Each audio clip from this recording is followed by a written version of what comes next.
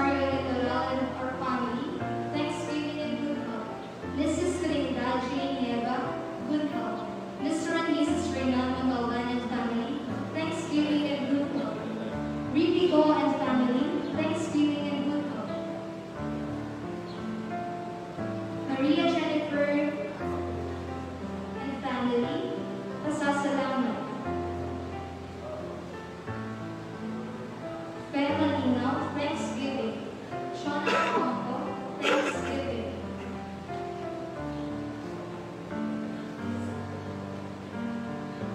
Manili E. Montaron, thanksgiving mass.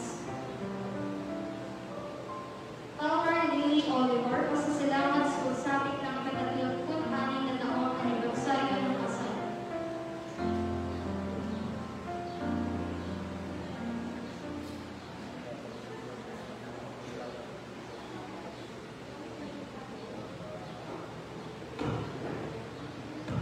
Mr. and Mrs. Benato Lenay, J. Scarlett Bakery, thanksgiving and safe travel of Mary Pamela and Shervin Estacio.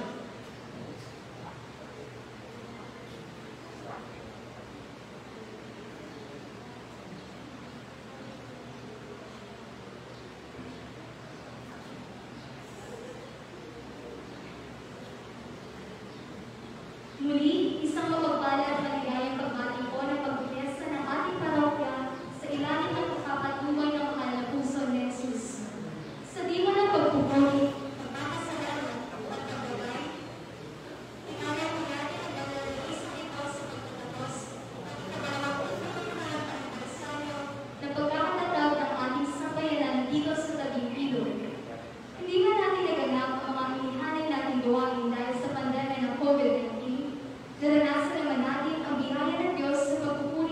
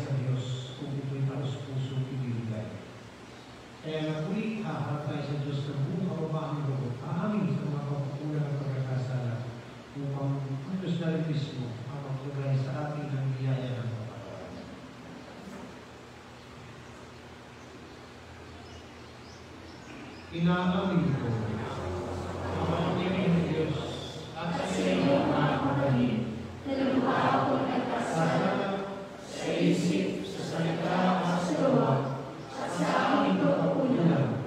Kaya sinasamo sa mahal na Virgen Maria, sa lahat ng mga anghel at mga at sa inyo mga kapatid na ako'y pinalangin sa Panginoong ating Diyos.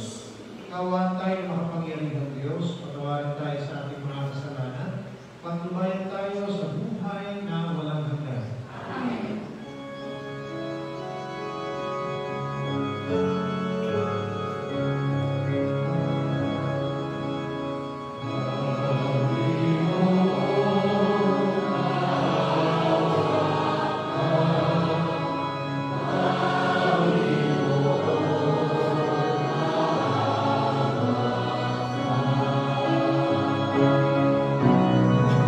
Cristo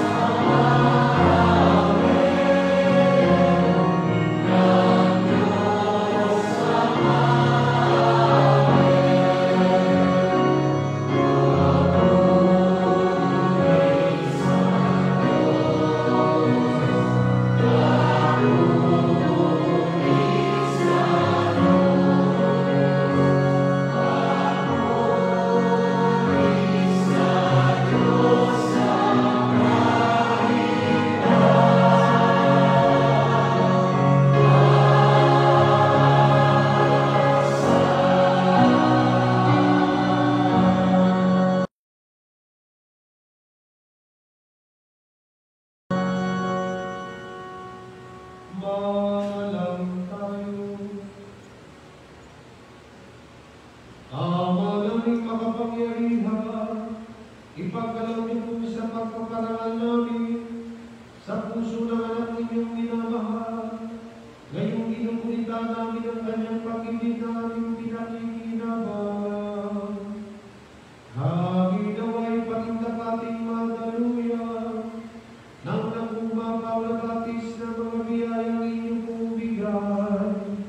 Sa pamamagitan ni Jesu Cristo, kasama ng Espiritu Santo, magpasawalang hanggan.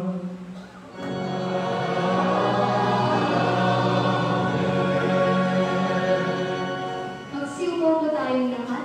Dadako po tayo ngayon sa liturhiya ng salita ng Diyos. Ang unang pagbasa ay galing sa aklat ng Deuteronomio, ikapitong kabanata, mga talatang 6 hanggang 11. Iniibig at pinili kayo ng Panginoon. Pakinggan po natin ang pagbasa. Pagbasa mula sa aklat ng Deuteronomio. Sinabi ni Moises sa mga tao, kayo ay bansang nakatalaga sa Panginoon. Hinirami kayo sa lahat ng bansa upang magbuntan niya. Pinili niya kayo at inibig hindi dahil sa dami, pagkat kayo pa nga pinakakaunti sa lahat. Pinili niya kayo dahil sa pag-ibig niya sa inyo at sa kanyang pangako sa inyong mga ninuno. Ito rin ang dahilan kaya niya kayo niligtas sa kamay ng Pharaoh sa pamamagitan ng kanyang kapangyarihan. Alalahanin ninyo ang Panginoon ay Diyos na hindi marunong sumira sa pangako. Tapat siya sa lahat ng minibig at sumusunod sa Kanya, at ipinadarama niya ang kanyang pagmamahal hanggang sa ika-1,000 saling dagat. Nilitipon niya ang lahat na sumusuway sa Kanya. Hindi makaliligtas sa kanyang parusa ang lahat ng hindi sumusunod sa Kanya. Kaya, sundin ninyo ang kautusan at mga tuntunin ito. Ang salita ng Diyos. Salamat sa Diyos.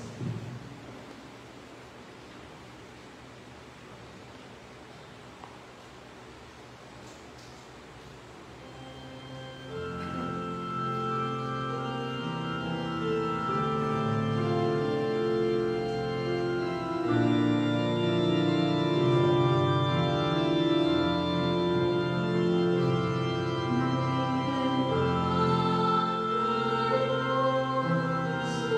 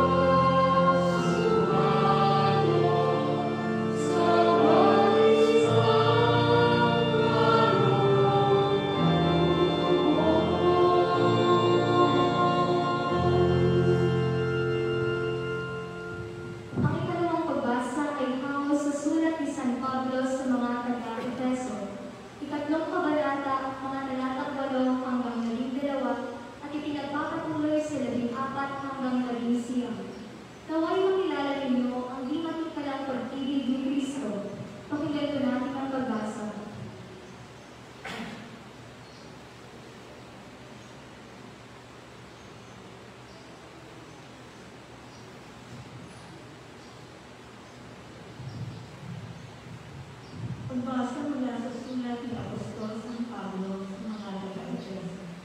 Mga kapatid, ako ang pinakahamak sa mga hiniral ng Diyos. Gayunman, nilarapan niyang ipagkaloob sa akin ang gawain ito. Ipahayag sa mga hindi ang mabuting balita tungkol sa masagana at di malilit na pagpapalang ng nagbubuhat kay Kristo. At ipaliwanag sa lahat kung paano isasagawa ang lihim na panukala ng Diyos.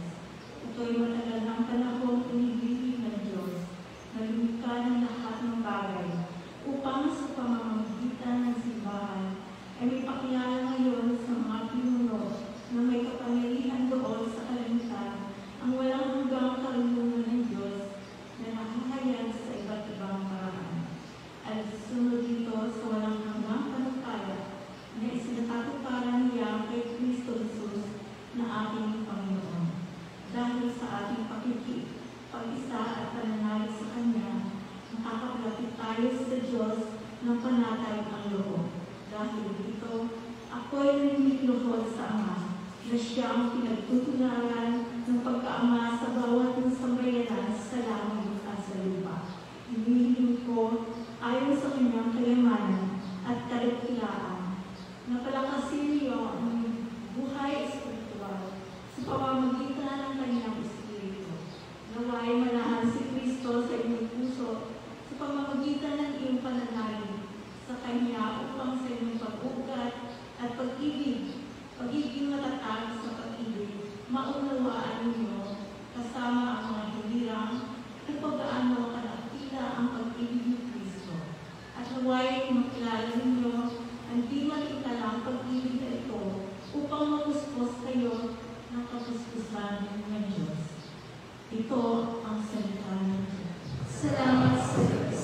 Magsilayo po tayong lahat bilang pagbubuli sa Ebanghelyo.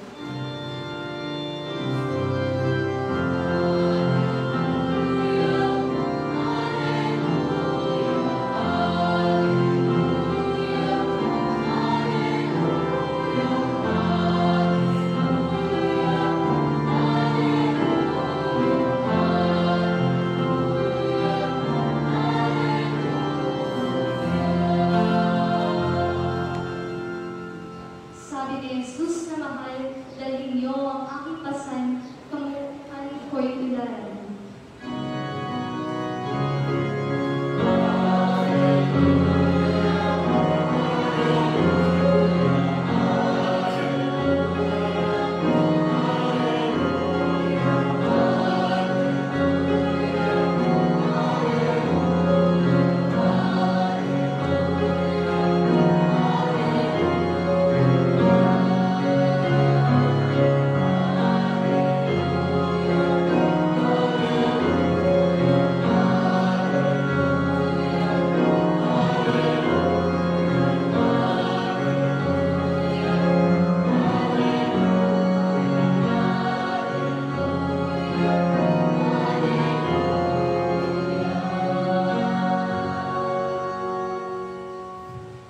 Sumayo ang Panginoon.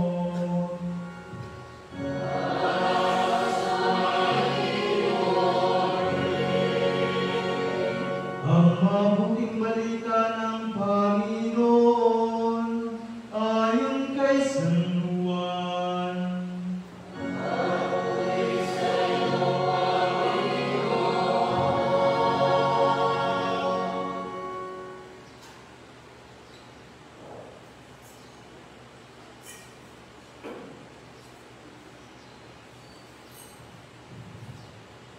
Nooy araw ng paghahanda at ayaw ng mga Hudiyo na manatili sa krus ang mga bangkay sa araw ng pamamahinga, sapagkat dakila ang araw ng pamamahingang ito. Kaya tiniling nila kay Pilato na ipabalik ito ang mga binti ng mga itinapos sa krus at alisin doon ang mga bangkay. Naparoon nga ang mga kawal at binali ang mga binti ng dalawang itinapong kasabay ni Jesus. Ngunit pagdating nila kay Jesus at makitang patay na siya, hindi na nila binali ang kaniyang binti. Subalit ilulos ng sibat ng isa sa mga kawal ang tagiliran ni Jesus at biglang dumaloy ang dugo at tubig. Ang nakakita nito ang nagpatotoo. Tunay ang kanyang patotoo at alam niyang katotohanan ang sinabi niya upang kayo'y maniwala. Nangyari ang mga ito upang matupad ang sinabi ng kasulatan. Walang mababali isa man sa kanyang mga buto. At sinabi naman ng ibang bahagi ng kasulatan, pagmamasdan nila ang kanilang ilulos. Ang mabuting balita ng Panginoon.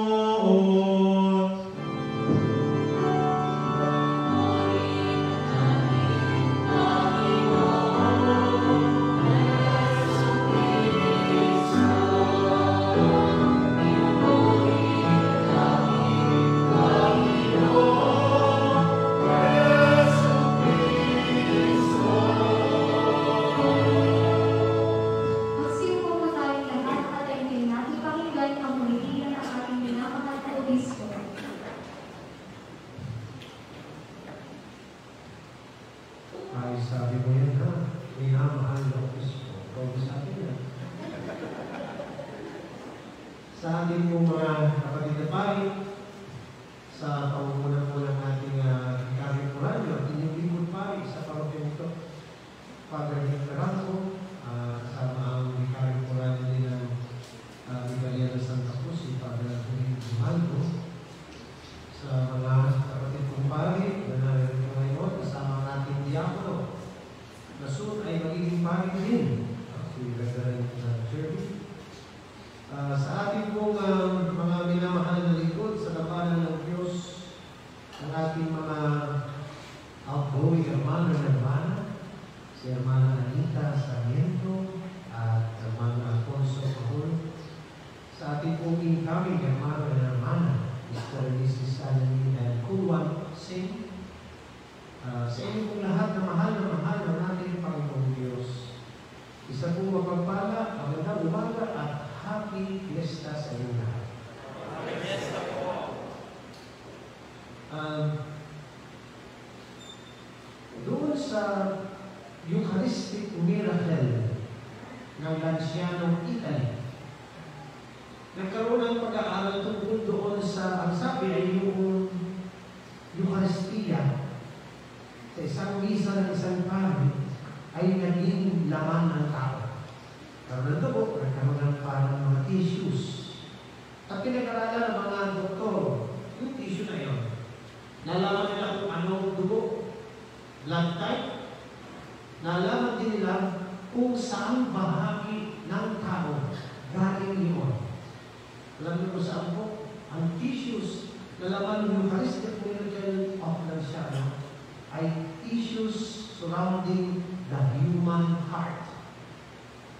Yung nakapaligid sa puso ng tao. Tignan niyo yun.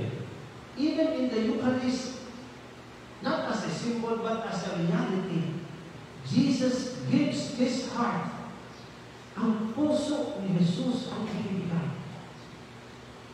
At napakalalim ng katotohanan ito na, sabi ko nga, minsan, simple pero malalim, na pagbigayan ng isang katotohanan sa buhay namin lahat. Alam niyo pa yan? Anumang meron tayo, anumang karanasan, meron isang bagay na hindi nakakao. At yun ay ang laki ng pag-ibig ng Diyos para sa bawat isa sa atin. The great love, the merciful love, the never-ending love of God. Hindi na mabago. Ewan ko, isang araw meron akong kaibigan, sunod-sunod na picture na pinadala sa akin, may isa pang video. At parang yung pinagmamalaki sa akin, ay yung kanyang 6 years na boyfriend, nag-propose na ng wedding, ng marriage. Hindi pinagmalaki sa akin, nakita yung mga singsing, pinakita yung kung saan siya nag-propose, na surprise, dahil na lalo na yung panahon ng pandemic, ano lang namang nakaka-surprise, nakakatuwa. At kung pinapanood ko ba, kaya hindi naman kaya siguro, Hindi siya bago nanonood ng video, kinilig din. Oo, kinilig din ako. Wow, tuwan-tuwa din naman ako sa pinapanood ng video. Kakalayin sa akin daw. Ang galing din kong iskarte na lalaki nito.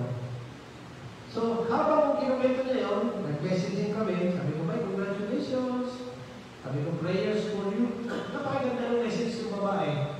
Nasabi niya sa akin, message din niya sa kanyang mapapangasawang lalaki. Nasabi niya doon sa akin, Bishop, my only prayer is that we would love each other like Jesus loved us. Remember sila na seniors for Christ love. Yan ang magiging purpose. Pero yun ang napakagandang message. Yun ang sinabi niya sa kanyang mapapangasawa na sana ang pag-ibig nila ay maging katulad ng pag-ibig ng Diyos. At kung ating isipin, hindi nga ba ito rin yung tagubilin sa bawat isa sa atin ng Panginoon? Love one another as I have loved you. Magmahalan kayo tulad ng pagmamahal ko sa inyo. Kaya nga, pag pinababagyan ko itong ebanghelyo, itong nasa krus ng Panginoon, ito na ang mukha ng pag-ibig ng Diyos. This is the face of that love. A love that was willing to offer all and everything because of the ones He loved. God so loved the world, He gave us His only Son. John chapter 3, verse 16. Ganun na lamang na ibinigay ang sarili. Kaya ito ay lagi ko sinasabi sa sarili ko, then all that I have to do in my life is to love like Him. Mahirap. Pero yun ang sukat. At yun ang nais ko laging ipaalala sa bawat isang nagsasabing siya ay tunay na nananampalataya sa Diyos. If you want to measure how deep your faith is, then measure how much your love is like Jesus' love. There is no other measure of faith except that which is Jesus' love. Yan isa nalulungkot ako pag tayo mismo, nasasabing binyagan, mananampalataya, ang dahilan ng hapis ng iba. Instead that we become the inspiration for them because of love. Ako'y nalulungkot pag nakakaalam ko ng isang Kristiyano, isang pari, isang obispo, na madamo, nakapaaw, natataya, nang-iisa sa kapwa, nananakit ng kapwa, then the question will be, then how far are you from that love that Jesus speaks of? Eh, hindi ka tunay ng Kristiyano, hindi ka tunay ng obispo, hindi ka tunay ng pari, because you cannot love like Him. Because very simple. If we want to be a true Christian, then we must learn to love like Him. Magmahal na katulad niya. Kaya ang maging na ginagawa mo, pag-ibig ginagawa mo ng may pag-ibig, ito'y kayamanan na sa langit. At minsan mga kapatid, gusto ko lagi ipaalala ko sa pagkat, especially nowadays, the world needs love. Ngayon, higit sa lahat, kailangan ng napakaraming tao maramdaman ng pag-ibig. Una ng Diyos, pero paano sa pamamagitan ng pag-ibig natin para sa isa't isa? And I can feel how much value is given to that love. Ako nga ako'y nabigla at ako'y biglang inimbitahan. Lecturer ng Philippine Medical Association. Dapat ba? Bakit po ako? Ang nakalagay ay Dr. Jose P. Rizal Lectures. Sabi ko ba yan? Mga koneksyon ko sa inyo mga doktor. Hindi ako doktor, ako lecturer na inyo. Inisip ko talaga baka kasing height ko sa Jose Rizal. Sabi ako, pero hindi ko lumarisip na magkamukha kami, magkasing lapad lang ang namin. Pero, sabi ko, bakit ang kinukuha naman ito? Pero it's interesting. Their argument on us. The argument is very simple. We need to hear, Bishop, a message that gives hope because of what is happening right now. We need that message of hope. We need a message. Kaya mahirap yan, kay Jose Rizal. Sabi niya, ano naman pinakita mo kay Jose Rizal? Kaya si Jose Rizal ang pinakita ko lang kay college. May subject na Rizal. Balik ako, aral ako kay Rizal. What did I discover about Rizal? Learning about Rizal. Ito ay kahit pa may debate tungkol kung si Rizal baga ay nagpalit loob sa simbahan o hindi. Kung si Rizal bagay galit sa simbahan o hindi. Pero kahit pag-inilay sa pagbabasa ko kay Jose Rizal, si Jose Rizal hindi galit sa simbahan. Galit sa mga pare. Ano ba yun? Lalo po ka iba. Pero tandaan nyo, hindi siya galit sa lahat ng pare. Galit siya sa mga abusadong pare. Eh, nilagay ko dito sa akin ito, sabi ko, kahit naman ako, galit ako sa abusado. Pare ba niya o hindi? Sabi ko, Rizal, mas in his wala siya in his right. Wala siya paling ginagawa doon. Pero alam niyo maganda kay Rizal. Kasi ang aking naging is resiliency through hardships. Just like Dr. Jose Rizal. Eh alam niyo isa sa pinakamanking pinagawa ng Rizal kung bakit hanggang sa dulo ng kanyang kamatayan ay siya'y kampante, mapayapang loob, at walang tanim, kagalit. Wala. Ang linaw kasi, yung huli niyang tula, ano nga ang tulang yan? Mga may edad na? Yan. Mga bata-bata, hindi ata alam ito eh. Mi ultimo a Diyos. Yun naman isa tutoy walang title. Ang nag-title lalo si Father Mario Tahanan. Pinakalanan niya, mi ultimo a Diyos. Ito sa bahagi ng bulikita kita binabasa ng tula ni Rizal. Ito'y tula ng hindi takot ng isang tao, hindi takot mamatay. Ito'y isang tula ng tao mapayapang loob. Ano mo kung ano yung pinakapinuhawakan niya, pati niyan? Ang pinakahawakan niya, ang pag-ibig ng Diyos. He wrote something about the love of God. His faith in God. Because every trial in his life, he always wrote his sisters. Kanya sarili ina, kanya mga kapatid, ano sinusunod niya? Huwag kayong mag-alala sa akin sapagkat matibay pa rin ang pananampalataya ko sa Diyos. You see, kaya yun na naging message ko sa mga totoo. Because the world right now is asking all of us, where is hope? You want to find hope? Find Jesus. How do you find Jesus? By finding how much He loves all of us. And tayo may presyon na ipanama ang pag-ibig niya ni Kristo sa mundo. Kung ano yung sinasabing bukal, tubig at tubo, sa panahon natin ngayon, tayo na dapat yung bukal na yun. In the way we treat people, the way we act in front of them, the way we speak to them. Mga kapatid, tinan niyo yan, ano? And here we are. Sa totoo lang, inagpas na naman talaga ang pista na Sacred Heart. Tinatawag nito yung pista ng cross. Pero ngayon pa man, ano pa natin yung Sacred Heart, ay isa ating naalala. Pero, the challenge and the message will always be the same. If we really want to know how much we believe in this Sacred Heart, then look at your lives. Look at our lives. Tingnan natin ang mga buhay natin. Tayo ba'y bukal din ng pag-ibig ng Diyos? Kaya hindi nagtatay, nag-iisip sa amin lang ako, malapit ko sa imahe ng Sacred Heart, ito naman namin ang mga bitas. Tama din mo pala.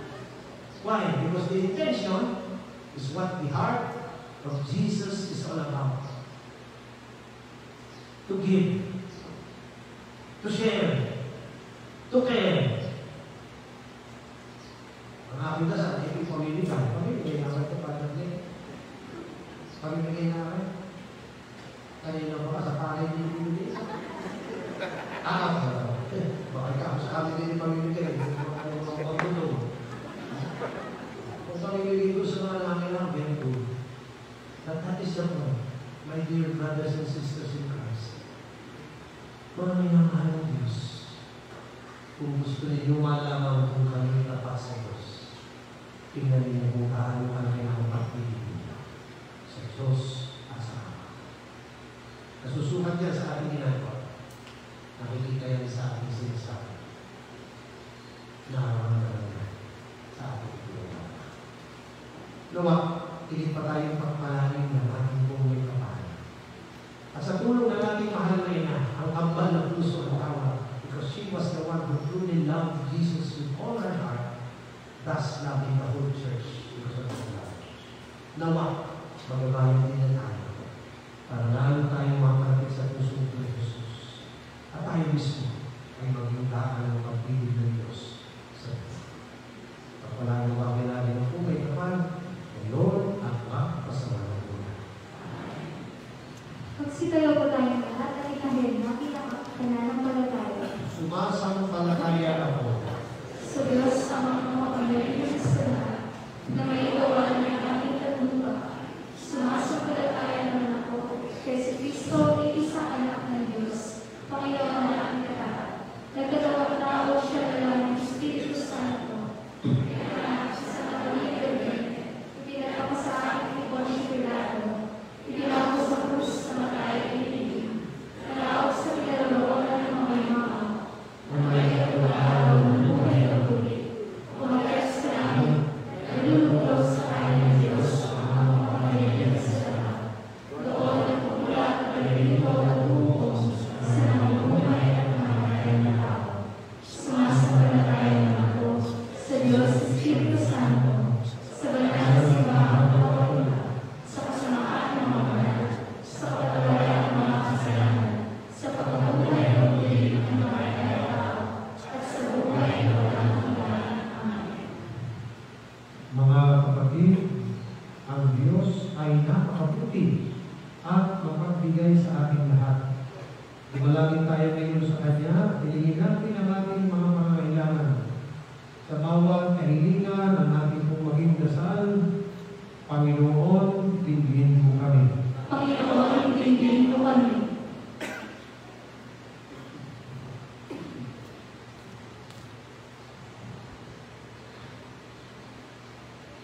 Pangalaman nawa kami ng aming Santo Papa, si Francisco na aming Obispo, si Marcelino Antonio at ang aming Lingkod-Pari, sa patuloy na pagpupuri, pagpapasalamat at paghingi ng gabay sa mahal na puso ni Jesus bilang kanyang bayan. Manalangin tayo sa Panginoon. Panginoon, tingin mo kami. Sa nagpapatuloy na pandemya ng COVID-19, bingatin po kami at patatagin sa iyong pagmamahal at pagkakandili. Patuloy mong gabayan ang mga kapatid namin na naglilingkod sa mga pagamutan at tumutulong sa mga may karamdaman at anuhin ang mga kapatid namin na nunubay sa pagpanaw ng kanilang mga mahal sa buhay. Nalangin tayo sa Panginoon. Panginoon, tingin mo kami. Patuloy mong bigtisin sa pagmamahalan at pagtutulungan ang mga pamilyang bumubuo ng aming sambayanan, lalo na ang mga nagkakaranas ng mga kahirapan at pagsubok sa buhay. Manalangin tayo sa Panginoon. Panginoon, tingin mo kami. Gabayan mo ang mga kabataan ng aming sambayanan at agayin sa landas ng kabanalan.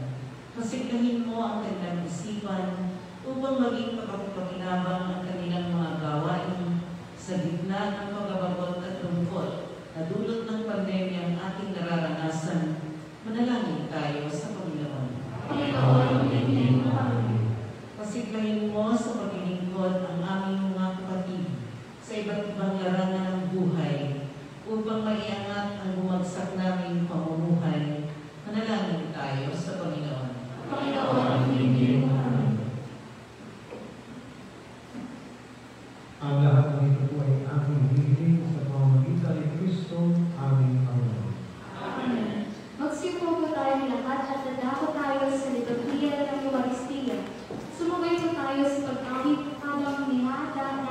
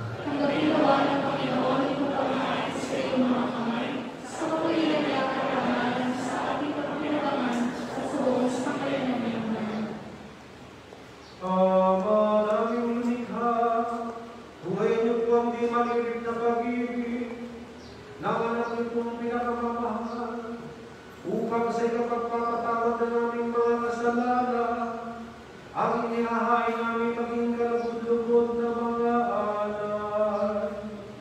Sa pamamagitan ni Jesu Cristo, kasama ng Espiritu Santo, magpasawalang hanggan.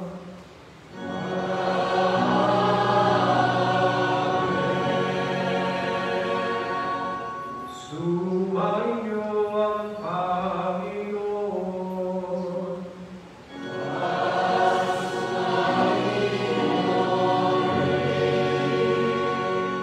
Itaas sa Diyos ang inyong puso at diwa.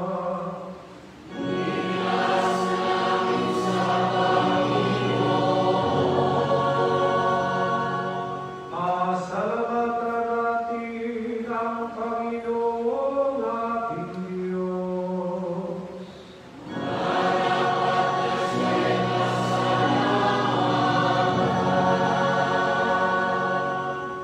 Ama naming makapangyarihan, tunay ng marapat na kanyaming pasalamatan sa pamamagitan ni Jesu Cristo, naming Panginoon.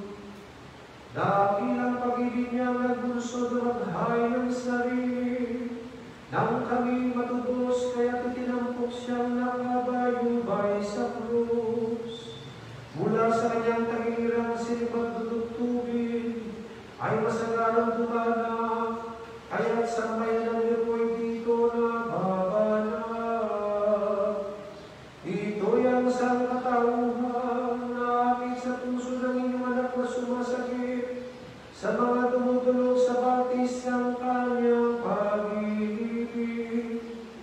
Kaya kaysa ng mga anghel na nagsisiyawit ng papuri sa inyo ng walang humpay sa kalangitan, kaming lahat ngayon nagpupunyi sa inyong kadakilan.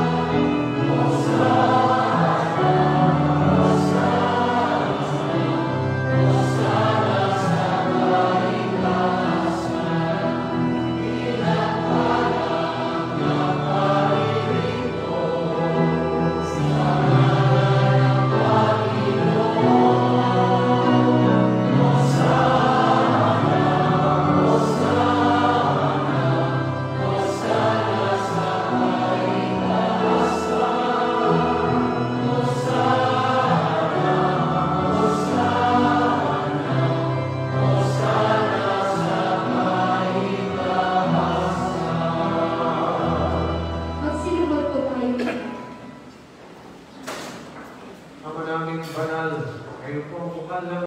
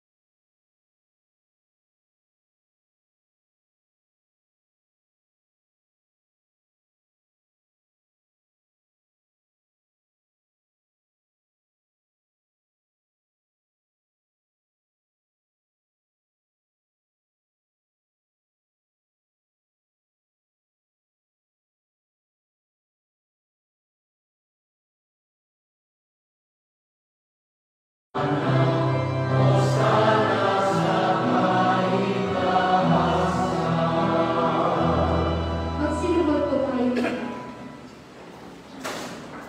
Ama naming banal, kayo po ang bukal ng tanang kabanalan.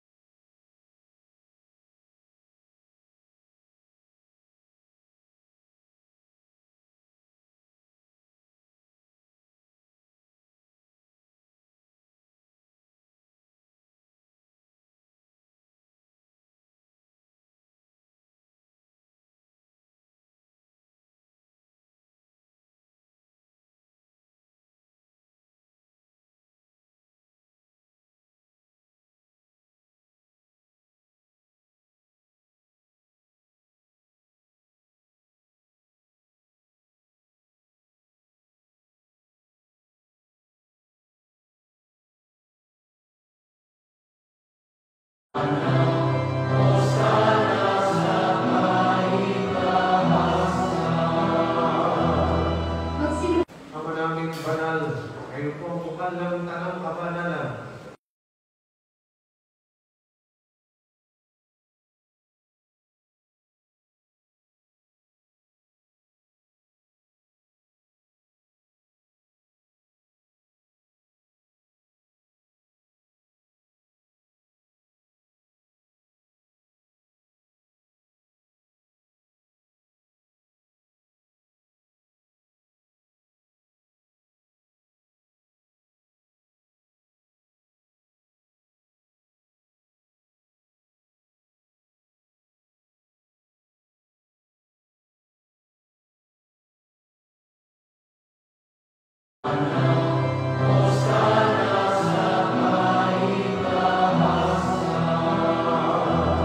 Magsilubot po tayo.